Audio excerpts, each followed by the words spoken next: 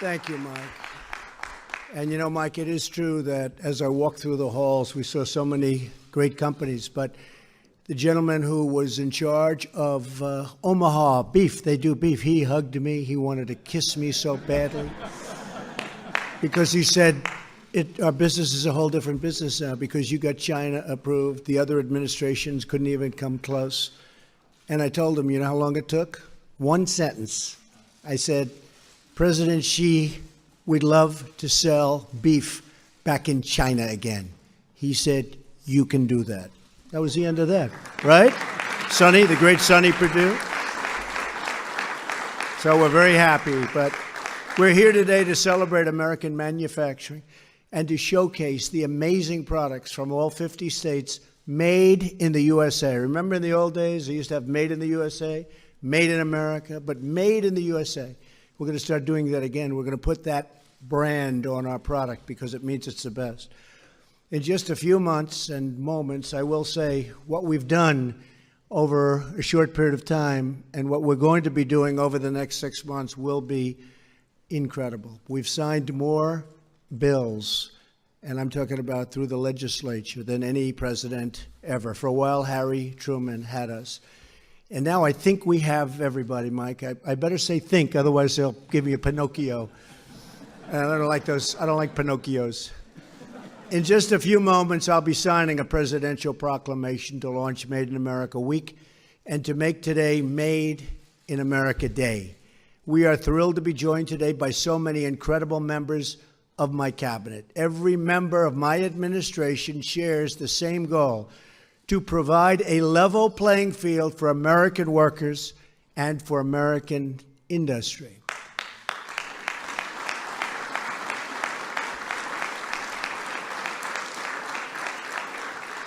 And we are providing it much faster than other countries would like.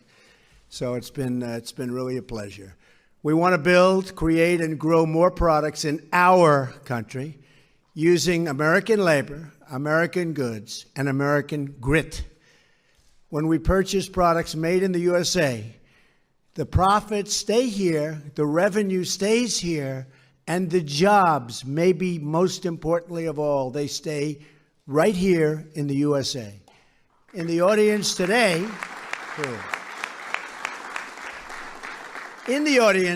we have skilled workers, we have business leaders whose American-made goods we're proudly displaying all over the White House and outside. I saw fire engines, I saw tractors from Caterpillar, I saw some incredible machinery. Make it right here. We thank you for being here. We're honored to showcase your creations, and I will say they've really taken on, and some of you have built names that I know of for so long, and it's congratulations, right? You in particular. What a great job you've done. Thank you very much. And I saw you on television this morning. You were fantastic. I don't know what you're doing exactly, but you could always have a second career. You did a great job. Thank you very much. American workers, farmers, and innovators are really the best in the world. We know that, and what we're doing that is we're displaying those talents. You construct and harvest the products that fill our homes, feed our families, and defend our nation, and enrich our lives. I want to make a pledge to each and every one of you. No longer are we going to allow other countries to break the rules, steal our jobs, and drain our wealth. And it has been drained. It has been drained.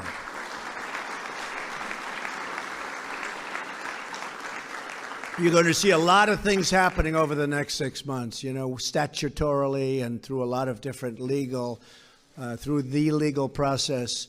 It takes a while to get it set so that you're allowed to do it. You're not allowed to do it, but we've now mostly fulfilled all of that. And over the next short period of time, you're going to see things announced that you won't even believe for our country and for selling product in our country and making product in our country and things that are great for American jobs. You're going to be seeing that happening really quickly because we are totally set up, and the hard part now is done. It is a long, horrible process, but we're going to also get rid of some of that process for the future. But we're going to stand up for our companies and maybe most importantly for our workers. For decades, Washington has allowed other nations to wipe out millions of American jobs through unfair trade practices. Wait till you see what's up for you. You are going to be so happy. This painful exodus of American jobs, and I've been talking about it for years, was also marked by a period of sluggish growth, falling incomes, surging welfare, and shrinking participation in the workforce. Clearly, it's time for a new policy, one defined by two simple rules. We will buy American, and we will hire American. Right, Governor?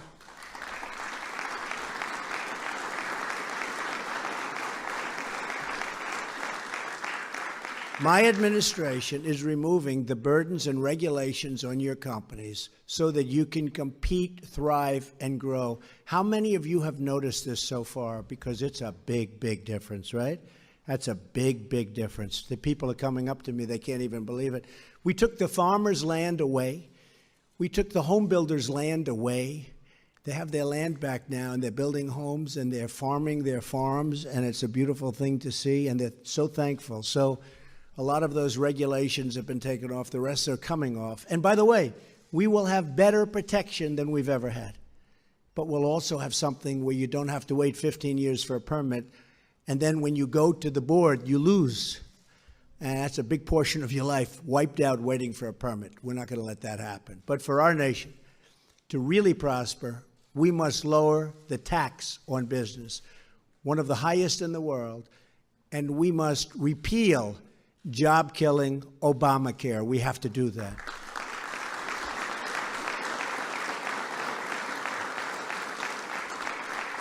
And I can tell you, we hope John McCain gets better very soon, because we miss him. He's a crusty voice in Washington. Plus, we need his vote. And he'll be back. And he will be back sooner than somebody else would be back. He'll be back soon. But we need that vote, and we need a number of votes because we do have to repeal Obamacare, and we will end up replacing it with something that is going to be outstanding, far, far better than failing Obamacare, where premiums have gone up in some cases over 200% this year, where every single element of it is bad.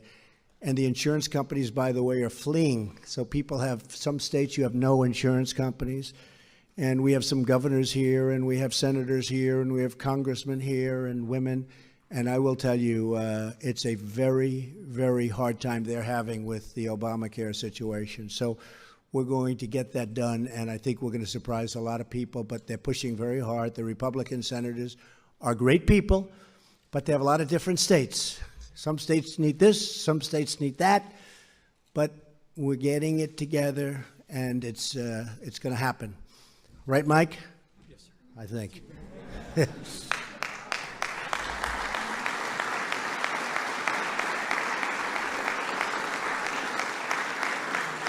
And when it does happen, that will be a big day in America, believe me, big day in America. But we must also fight the unfair trade practices that have gutted our industry, and that includes cracking down on the predatory online sales of foreign goods, which is absolutely killing our shoppers and our shopping centers. If you look at what's going on with shopping centers and stores and jobs in stores, it's been very, very tough for them. They've had a very hard time closing at numbers and records that have never been seen before. So we have to stop that, the online predatory practices. Since the beginning of the year, we have already created over 50,000 brand new manufacturing jobs, and we're just getting started. We will lift our citizens from welfare to work. We will turn boarded up communities into new outposts of American commerce. And we will once again rediscover our heritage as a manufacturing nation. We used to be a manufacturing nation.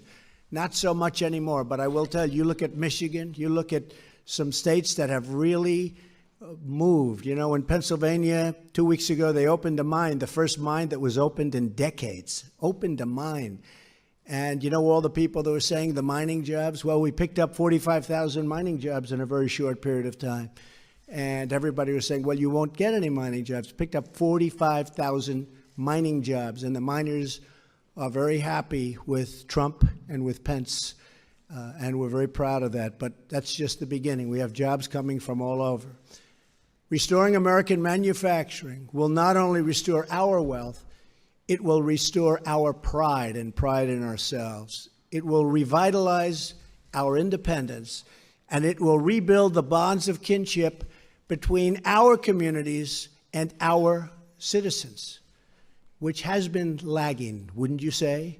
For most of our nation's history, American presidents, and you know, we see this, American presidents have understood that in order to protect our economy and our security, we must protect our industry. And much of that comes at the border. George Washington encouraged Americans to produce their own goods so that our young nation could become truly independent. President James Garfield said of our nation's manufacturers that to them the country owes the splendor of the position it holds before the world, meaning protect us. Theodore Roosevelt declared in his first message to Congress that reciprocity, my favorite word, reciprocity, because we have countries that charge us 100% tax on a product, and when that product is sold by them to us, we brilliantly charge them nothing. And people say, oh, that's free trade. No, that's stupid trade. That's really stupid trade.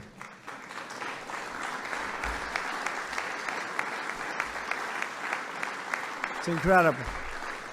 You'll actually have people who, no, we can't do that. That's free trade. It's just, that's so incredible. But what are you going to do? Oh, what happens in Washington, you just wouldn't believe the things. But reciprocity must be treated as the handmaiden of protection.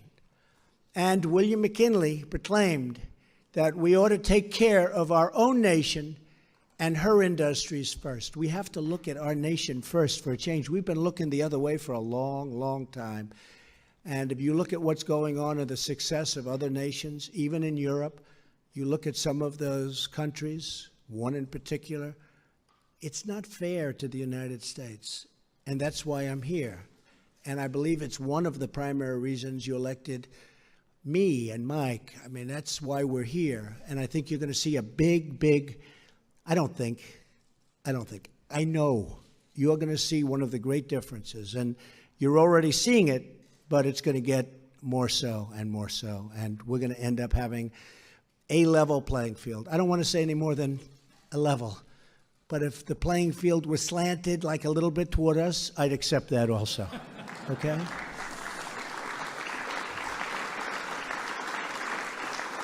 So once again, we will celebrate craftsmen, producers, innovators like the incredible men and women in this room today. We will protect our workers, promote our industry, and be proud of our history because we will put America first. America will be first again. We will make America great again. Remember that. And we'll meet in this same room in a year and in 2 years, and you'll see what happened. Thank you all for being here. God bless you, and God bless America. Thank you very much. Thank you. Thank you.